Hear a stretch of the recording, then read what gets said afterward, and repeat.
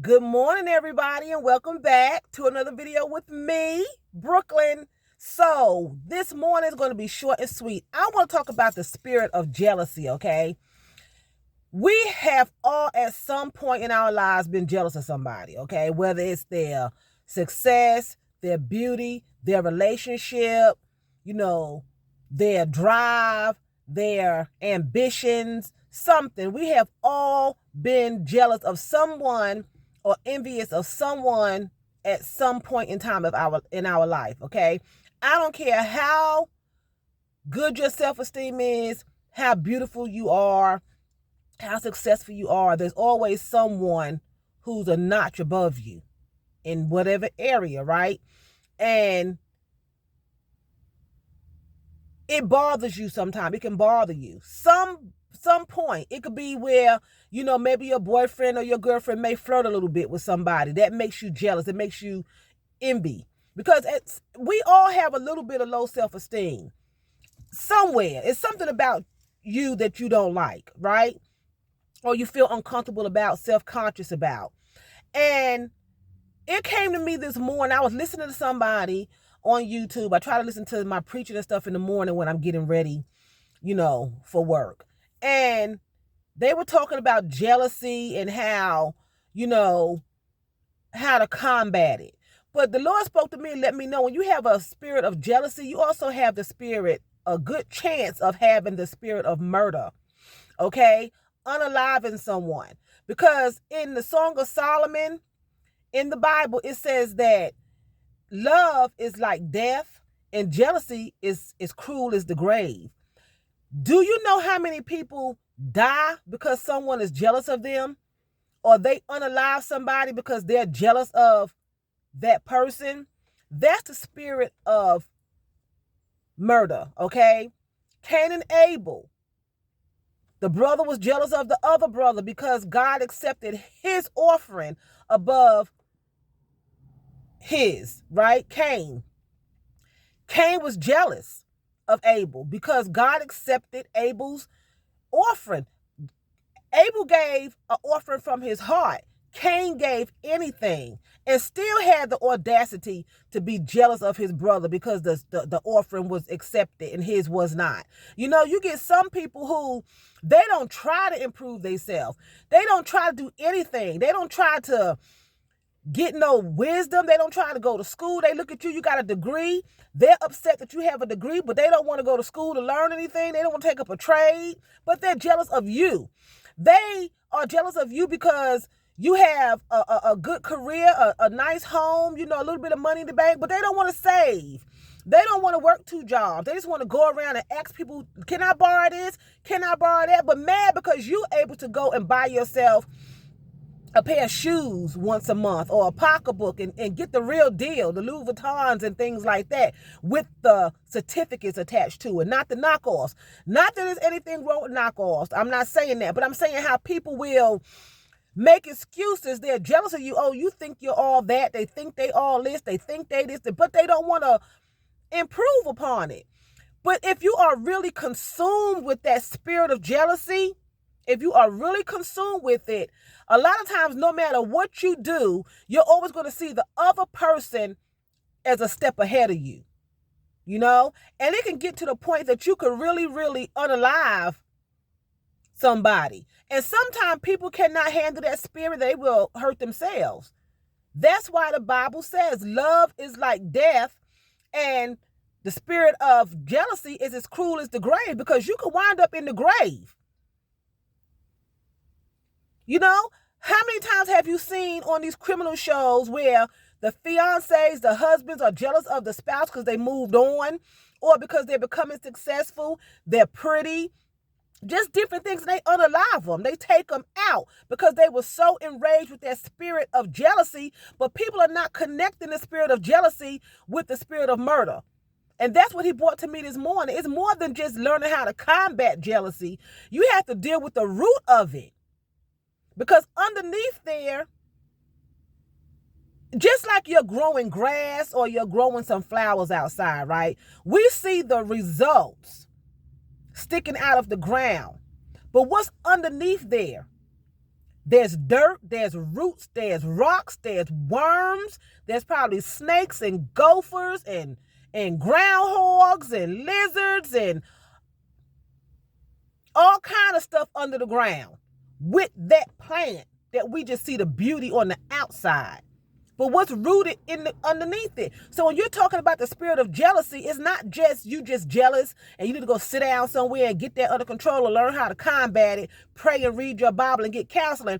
What's underneath it? What's the root? What's causing you to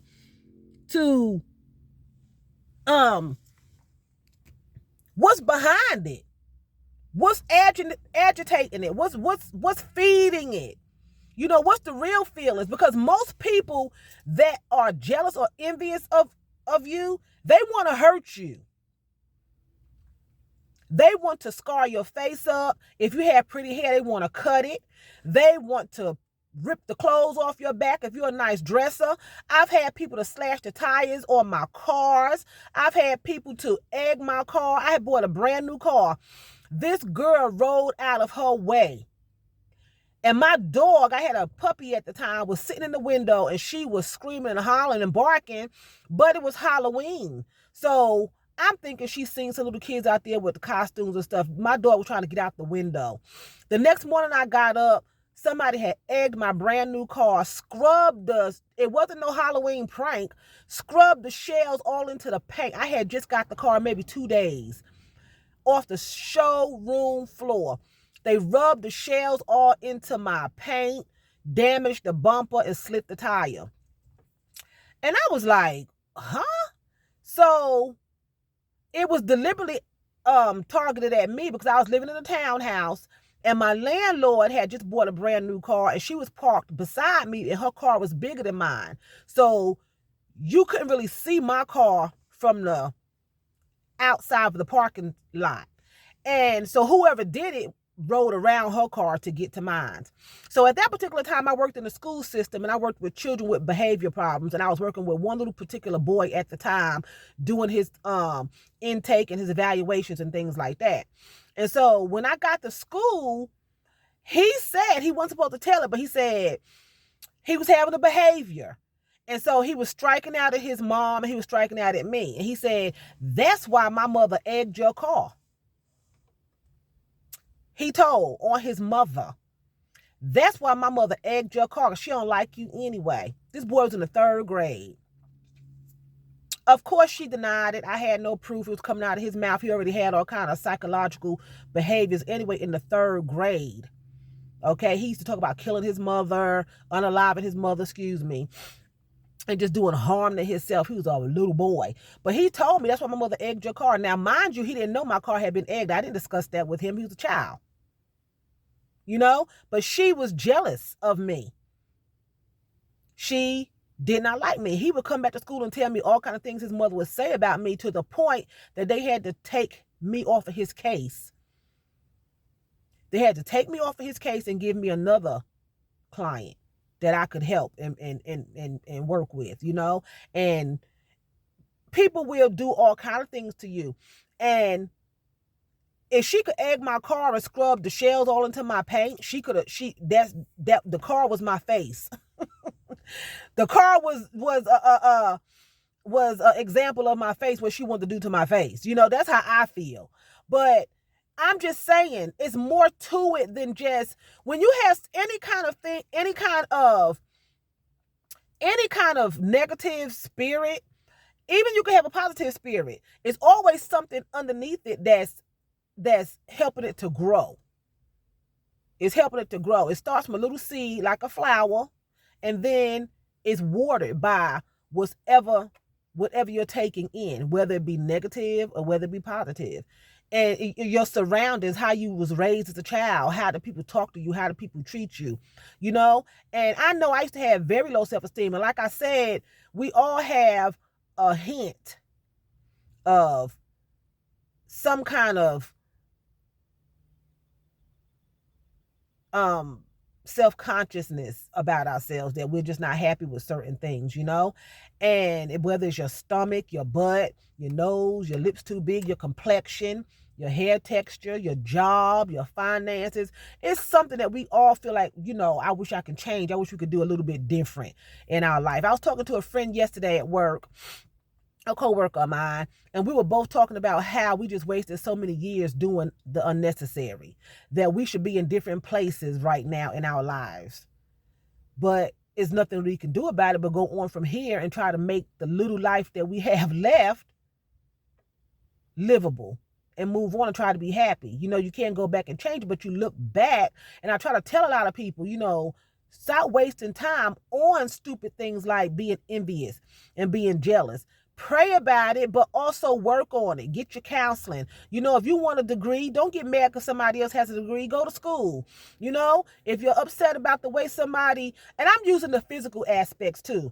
I'm using that too. But some people can be jealous of you if you are strong in your relationship and your walk with Christ. Some people can be jealous of that, But if you want that relationship with Christ, guess what you're going to have to do? You're going to have to start reading. You're going to have to start praying. You're going to have to start fasting. You're going to have to start changing your behaviors. And you could have a relationship with Christ too. You may not have the same calling as I do.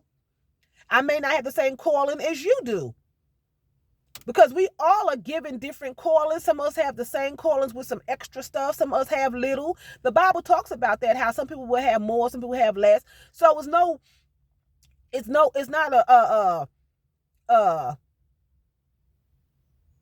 competition, but people can, that spirit is fed by something, and you have to find out what it is. You have to learn, what is it? Don't just look at a person on the outside and say, oh, she's just jealous. Why? It's not because of you that you're doing anything per se. It's not. Even if you're having an affair with somebody's spouse, right?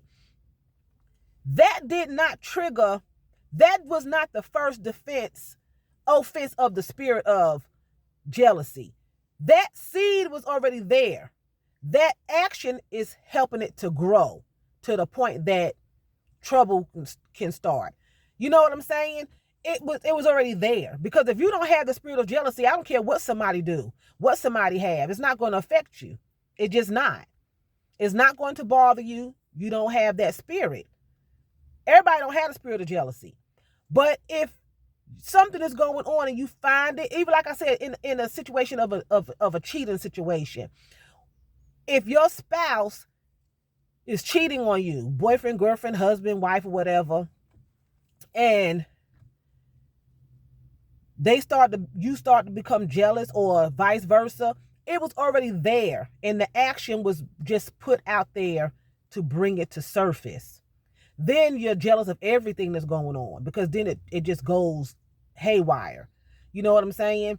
And you have to I can't say just pray on it, because you have to have other things incorporated with prayer. That's like having cereal with no milk, peanut butter with no jelly, pan without no cake. You know what I'm saying? You have to have other stuff to go along with prayer. That's why he says put on the full armor of God, so that you can fight against the devil and his schemes, because it takes more than just one thing, And he just brought that to my attention. There's more to it than just the spirit of jealousy. There's more to it than just the spirit of anger, the spirit of fear. What is the underneath thing that's causing that? And then you have people sometimes that will cut out on you. They will cheat on you. And guess what? When you do it to them, they jealous. They want to fight you, but they in a whole relationship over here behind your back. But you better not do it to them. My ex-husband called himself doing that to me. I didn't want him back anymore. So he thought, well, since I didn't want him back, I had to have a boyfriend. He would ride by my house and make threats. If I ever catch you with somebody, it's going to be on and popping, blah, blah, blah. I wasn't doing anything.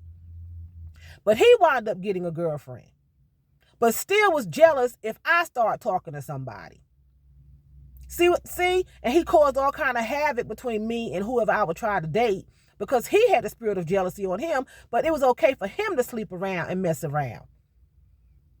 See, it's just crazy. And he would threaten bodily harm, And I'm out there running my mouth too. You ain't going to do a ding, dangity, dingity, dang, dang, dang. But I'm just saying, we were young and foolish, but I'm just saying how you somebody can do something to you, but when you do it back to them, they're all up in the jealousy situation, but then they don't want you to be jealous. You crazy.